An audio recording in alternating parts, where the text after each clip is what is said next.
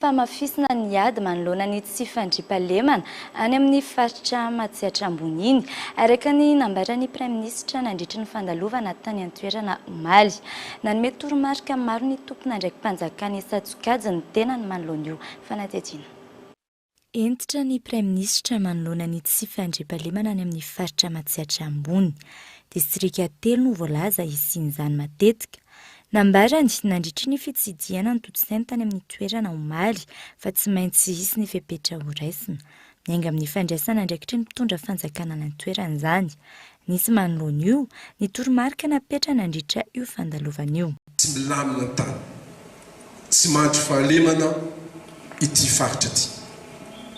Fa zavatra tsapako dia zao ny antony. Zao ny antony la zao ny zavatra evitra zany. Ny fitiavatena, ny fialonana, ny tandrevaka amin'ny asa sy ny kolikoly.